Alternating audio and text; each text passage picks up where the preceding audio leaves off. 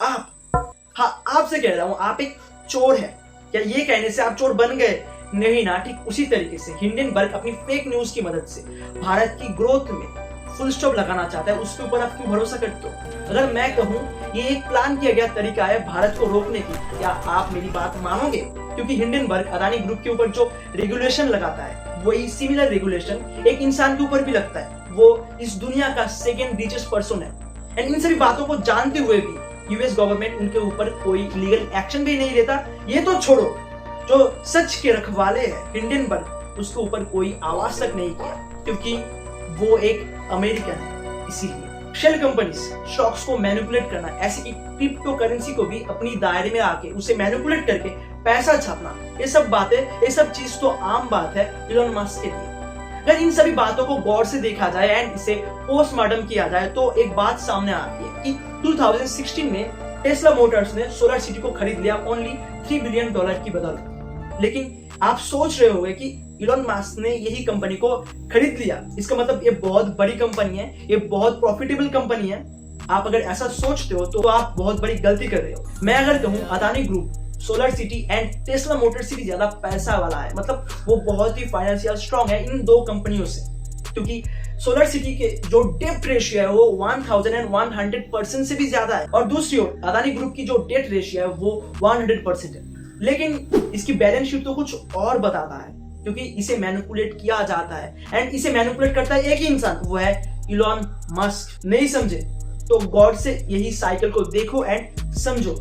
Elon Musk क्या करता है, अपना पैसा अपने भाई को देता है, मतलब किम्बल मस्क को देता है। किम्बल मस्क वही पैसा क्या करता है, एक फंड को देता है, और उस फंड का नाम है वेल्योर फंड। एंड वही पैसा वेल्योर फंड क्या करता है, टेस्ला मोटर्स पे जाके इन्वेस्ट करता है। मतलब वही पैसा, जो पैसा इलॉन मस्क की पॉकेट से निकला था, वही पैसा फिर से इलॉन मस्क के पास चला आता है एंड इलॉन मस्क वही पैसा और एक फंड में जाके इन्वेस्ट करता है एंड उस फंड का नाम होता है जार्वेटसन फंड। एंड यही फंड क्या करता है, सोलर सिटी में जाके इन्वेस्ट करता है एंड यही प्रोसेस को बार बार रिपीट किया जाता है, बार बार रिपीट किया जाता है, जिससे उसका बैलेंस शीट बहुत अच्छा लगता है एंड इन्वेस्टर आके इन्वेस्ट भी करता है। सबसे बड़ी चार्ज जो इलॉन मस्क के ऊपर लगाया जाता है वो है स्टॉक्स मैनिपुलेट करना। इस तरीके से इलॉन मस्क गोल्डमैन फंड की मदद से यही टेस्ला मोटर्स की शेयर को पंप एंड डंप करता है, वो भी कुछ ट्वीट्स की मदद से। मतलब ट्वीट करके इन कंपनी के बारे में कुछ अच्छी ह्यूमर फैला दिया जाता है, जिससे यही कंपनी की शेयर प्राइस बढ़ जाती है और फिर से यही कंपनी की शेयर को डुबाने के लिए, मतलब डंप करने के लिए कुछ बुरी नेगेटिव न्यूज फेंक दिया जाता है, जिससे एक रेशियो क्रिएट हो जाए एंड इन्वेस्टर को लगे भाई बहुत अच्छा है शेयर है। उसी तरीके से फ्लॉकी डॉजकॉइन नाम की जो क्रिप्टो करेंसीज है, इसे अपनी प्रॉफिट में यूज करने के लिए जो सबसे बड़ा हथियार है वो है एक ट्वीट। मतलब इलॉन मस्क ने जो $44 बिलियन खर्च करके खरीद लिया था, वो कोई फ्री ऑफ स्पीच के लिए नहीं, वो सिर्फ और सिर्फ अपनी बिजनेस के लिए, वो सिर्फ और सिर्फ अपनी प्रॉफिट के लिए। इसके बाद भी इलॉन मस्क के ऊपर कोई लीगल एक्शन नहीं लिया जाता। अदानी के साथ साथ इंडियन इकोनॉमी को डुबाने के लिए इंडियन पीएम को भी सामने लिया गया, सिर्फ और सिर्फ एक वजह से, वो है दुनिया के सामने इंडिया की जो इमेज है, भारत की जो इमेज है, उसे गिराने के लिए, इंडियन इकोनॉमी को तोड़ने के लिए। आप सोच रहे हो कि भारत जैसे अंडर डेवलप्ड देश के लिए तो बहुत आम सी बात है, लेकिन यही बात अगर अमेरिका पे किया जाए तो कैसा होगा? क्योंकि यूएस गवर्नमेंट हर साल नॉन यूएस कंपनीज के ऊपर वो नजर रखता है। जो जो कंपनी बहुत अच्छी तरीके से परफॉर्म करती है उनके ऊपर एक रिसर्च किया जाता है एंड रिसर्च से कुछ नेगेटिव डिटेल्स सामने लिया जाता है एंड उसके ऊपर बेस करके एक रिपोर्ट क्रिएट किया जाता है एंड यही रिपोर्ट हिंडनबर्ग जैसे कुछ शॉर्ट सेलिंग कंपनी के हाथ में दिया जाता है एंड जो दुनिया का सबसे बड़ा जो एंटरटेनमेंट है, जो न्यूज है आज के वक्त में, उनके हाथों में दिया जाता है एंड इन सारे चीजों की मदद से उन कंट्रीज के बारे में, उन कंपनीज के बारे में एक गलत इंप्रेशन क्रिएट किया जाता है, उन सारी कंपनियों को गला घोट के मारा जाता है। एंड मजे की बात यह है कि उन सभी कंपनीज को जो हैंड ओवर करता है वो कोई यूएस कंपनीज ही होती है, ना ही कोई और देश की कंपनीज होती है। एंड उन सभी नॉन यूएस कंपनीज में से कुछ कंपनीज की नाम है चाइना का कैंडी टेक्नोलॉजी, कनाडा का सिंप्लेक्स और भारत का ब्लूम एनर्जी। इन सभी कंपनीज को इसी तरीके से मारने की कोशिश किया गया है यूएस में।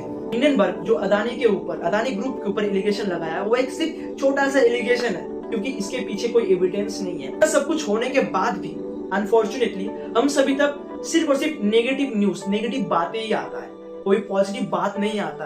एंड बहुत सारे इंसान ऐसा भी है कि इन सभी बातों को सुनकर आगे पीछे ना सोचकर रिएक्ट कर बैठते हैं। ऐसे ही चलता तो अदानी बहुत जल्दी इस दुनिया का नंबर 1 रिचेस्ट पर्सन बन भी जाता। इससे क्या होता, अमेरिका को बहुत ज्यादा मिर्ची लगता और दुनिया के सामने अमेरिका का बलात्कार हो जाता, तो अमेरिका को रोकना पड़ेगा, इंडियन इकोनॉमी को रोकना पड़ेगा। तो उन्होंने कर भी लिया।